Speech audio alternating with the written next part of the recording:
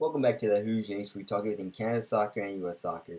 Tonight we're covering the Yanks' performance against Honduras in the CONCACAF World Cup qualifying cycle. And this one, USA wins 3-0 over Los Catortes in St. Paul, Minnesota at Allianz Field, home of Minnesota United of MLS, Major League Soccer. And boy, was this one played in. Talk about the conditions this was played in. Frigid conditions. We're talking about sub-zero temperatures, talking about negative 20 degrees Celsius. Really, really cold. And this was just, there's a lot of, can we just talk about a lot of attention that was on this game too? From the weather, and as well as after the fallout that the USMNT faced after losing to Canada. After losing 2-0 to the Who's, a lot of USMNT fans were like, oh, great, we're not going to qualify, right? Oh, this is really, really bad. And then some people are just saying, hold your horses now, we still got a chance. And it turns out the hold your horses people are still somewhat right? And I can understand, obviously, where a lot of USMNT fans are coming from.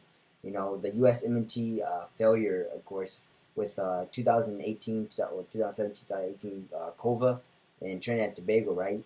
When they thought we were going to go through, all things just broke loose, and lo and behold, the USA didn't make it. But so I can understand the fear and all the tension that was going around, and it was in this building today. And, I mean, that just says a lot. But, hey, you can kind of breathe now. I mean, the U.S. won 3-0 over Los Catorces in a must-win game.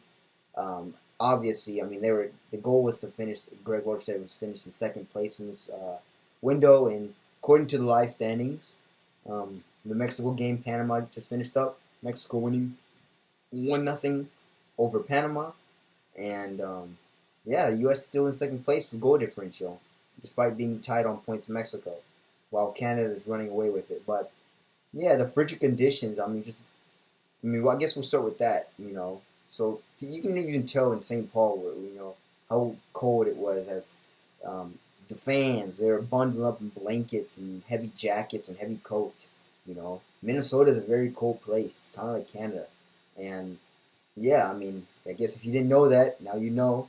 And the fans really demonstrated that. And even the players had some equipment that had to be verified by the ref before some other officials before they can even play. And most of it which was verified, but you even saw ski masks or face masks. I don't know if they're ski masks, but they're the kind of mask covers that you see whenever it's cold, right? And so you saw a lot of players wearing that.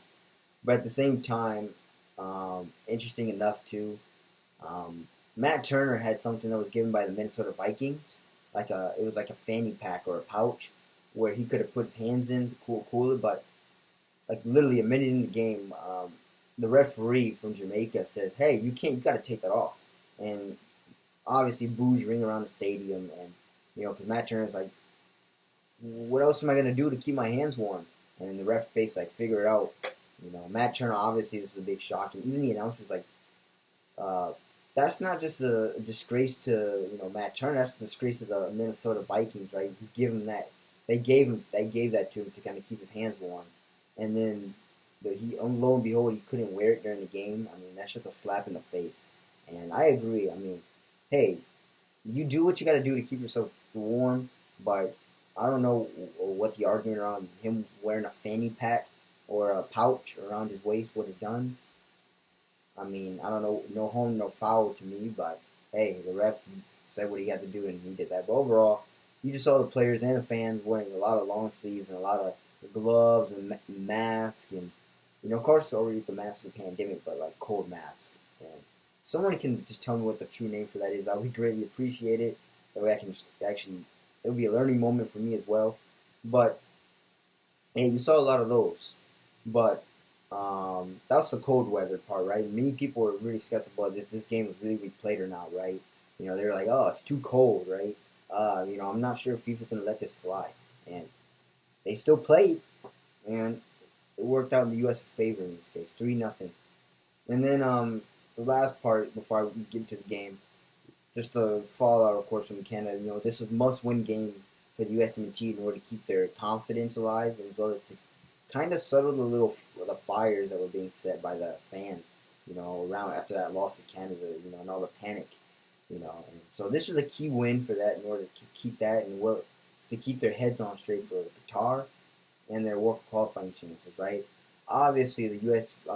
fans want to be running away with it like Canada, right? They want to be competing with Canada with that first place spot, but I personally think first place is out of reach. Canada will go through Qatar, even if they win, even if they beat Costa Rica next window in March. So either way, I think Canada's got it locked up. They're going to be fine. U.S. they've probably got to take care of some business. Walker Zimmerman said they're going to be looking to go down to Mexico with 3 points in mind. So they're really going to be looking to take it to Mexico. And if Mexico loses and Panama wins, Mexico might find themselves in trouble for a fourth place spot. I always say trouble, but even the fourth place finisher, they don't have that much of a big deal. I mean, they played New Zealand, and if you can't beat New Zealand, no offense to New Zealand, then you shouldn't go through the World Cup in the first place. So, but just in terms of the U.S., just you're better off just avoiding them in general. Not even like, they just say the best place is you just qualify in the first place, just get top 3, and not even worry about the fourth place spot. But I agree. Just get top 3. They took care of business today, and we're gonna break this down. So without further ado, here are the starting lineup. So Matt Turner, of course, as I just said, with the ref to maybe take his fanny pack off, which I don't know why. Then you got Walker Zimmerman, Reggie Cannon, Anthony Robinson, Weston McKennie, Miles Robinson, Jordan Morris, Lucas De La Torre, by the way, who had a breakout game. He looked really, really great. Ricardo Pepi, great to see him finally starting. Tim Weah and Kellen Acosta. Now, if you're probably wondering, where's Christian Pulisic in this one, right? Well, Christian Pulisic came off the bench, and yes, of course, he had a big say in this game, too. Why wouldn't he? Yeah. But there is one player that just really, really, really took my attention and really surprised me, despite me ranting on him a couple in my sub special, right, with the recent trade. And it's Kellen Acosta. And you're going to find out why Kellen Acosta really had something to say to my kind of rant. So yeah, stay tuned for that while I break down the details. In the 8th minute, first, before we get to the 8th minute, keys to the game for the U.S. It's been 10 games. This is the 11th.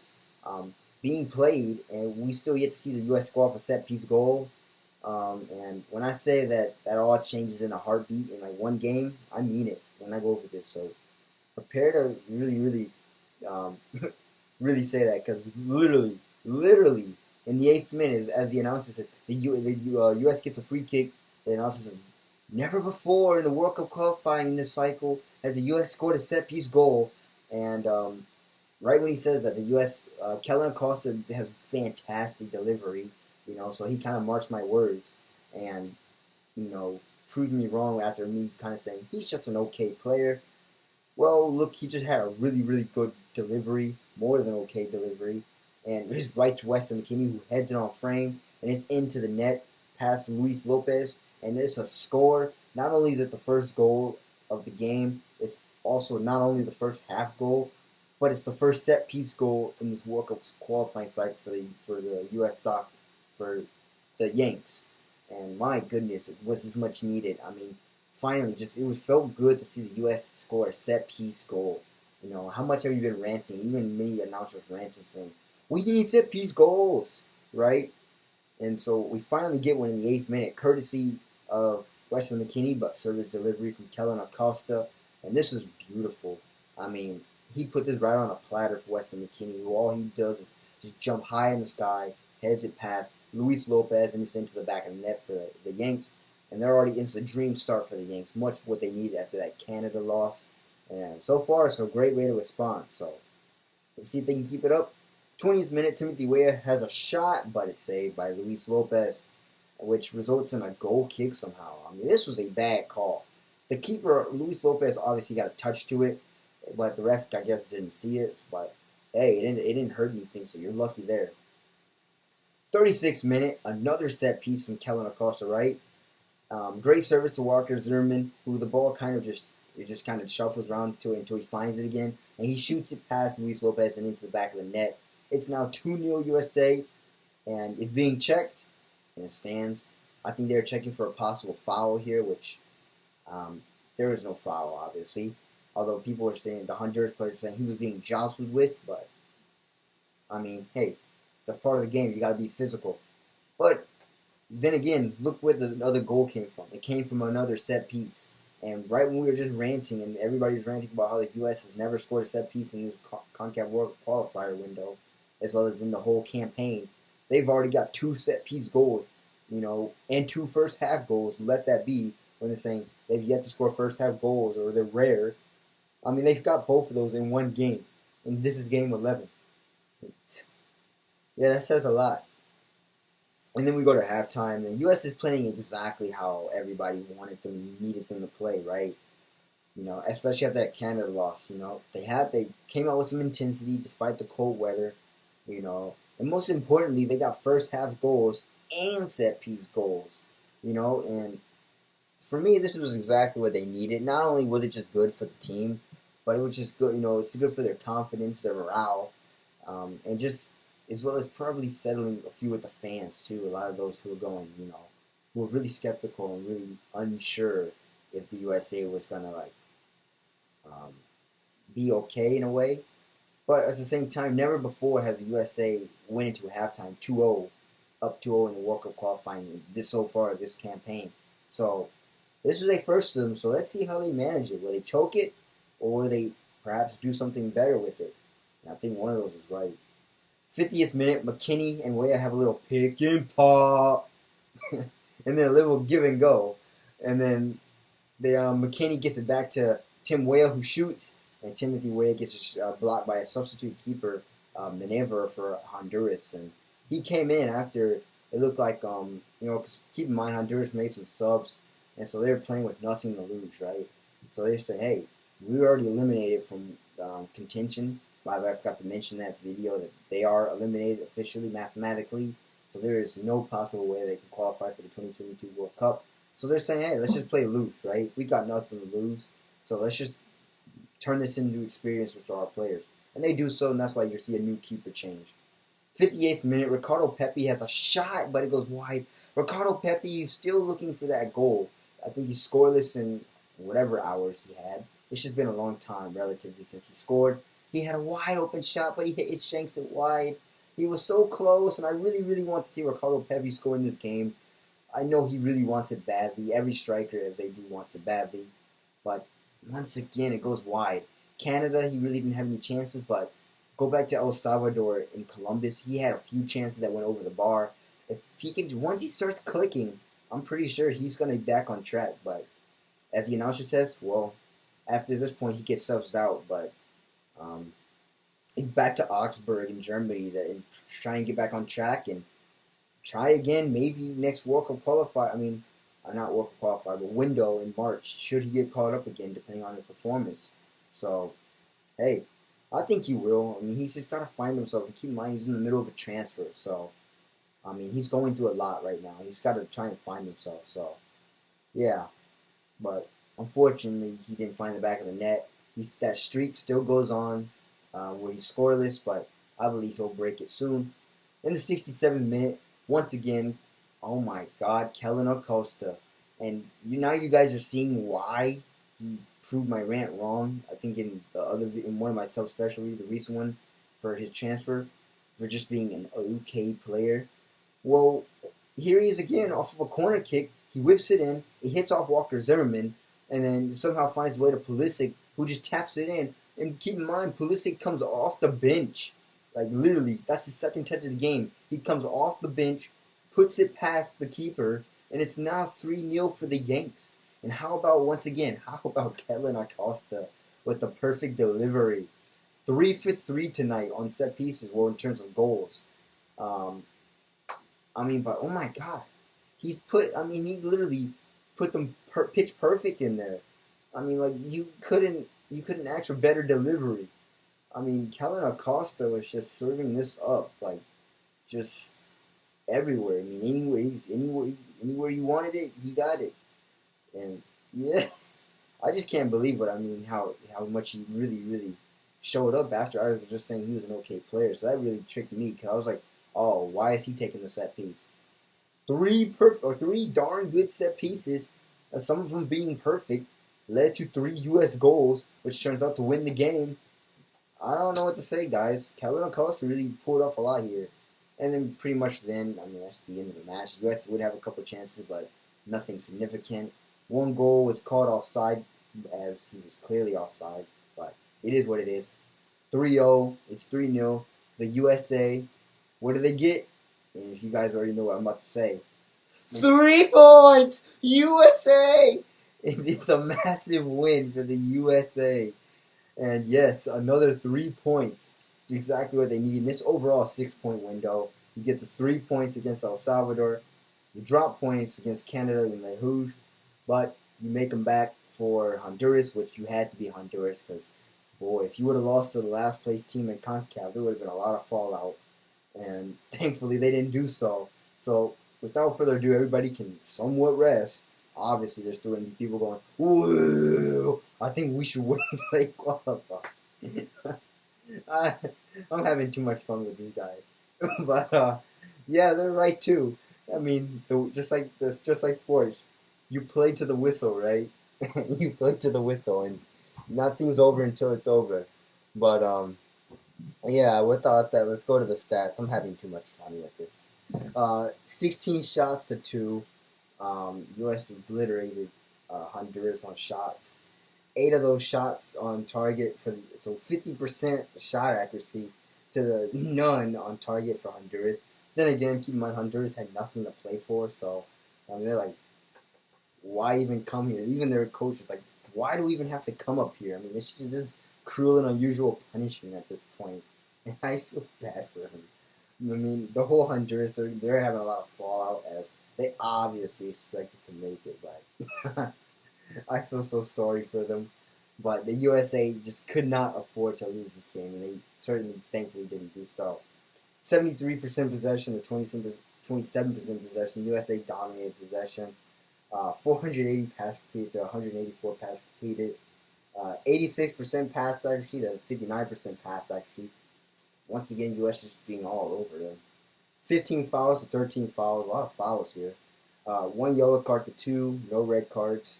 1 offside to 2 offside. And 8 corners to 1 corners for the USA. So the USA really padded their stats on Honduras and Los Catratos. And then again, as I said, the Honduras really didn't have anything to play for.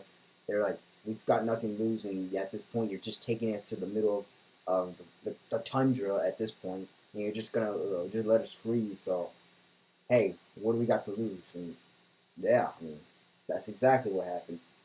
Most importantly, finally, I want to end off with the stats. The World Cup qualifying current standings. It's Canada number 1. Mexico, of course, with the game ending. But Canada number 1 with 25 points. USA 21. Mexico 3rd with 21. So USA barely edging out Mexico on goal differential. Panama with 17. Costa Rica with 16. El Salvador with 9. Jamaica with 7.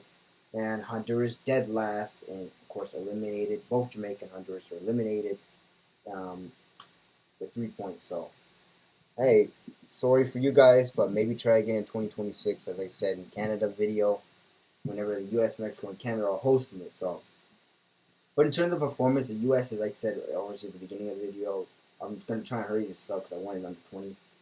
U.S. just played exactly how they were supposed to play. They came out with urgency. They knew it was a must-win game, and they knew they needed just 3 points to keep their hopes alive. Overall, I mean, they looked a lot better compared to the Canada game. I mean, it was just, this team was way more fun to watch against Canada, than to watch the one against Canada because, I mean, it seems like they knew they obviously, as Weston McKinney said, they knew their flaws, and they eventually was able to string something together. And, I mean, this was just really, really great for them. And I'm really happy it was really actually a fun game to watch, and I wasn't miserable, just like the one against El Salvador. I was kind of plain and dry. This one, they actually found some chances to score and getting behind Honduras' defense. So maybe they can do that going into Panama, Costa Rica, Mexico. I don't know. We got to find out. But yeah, I think they got next game is Mexico. So as Walker Zimmerman said, they're really gonna go look for 3 points there. But overall, the overall performance is definitely a lot of improvement compared to Canada's game, and we'll see if they can continue that going in.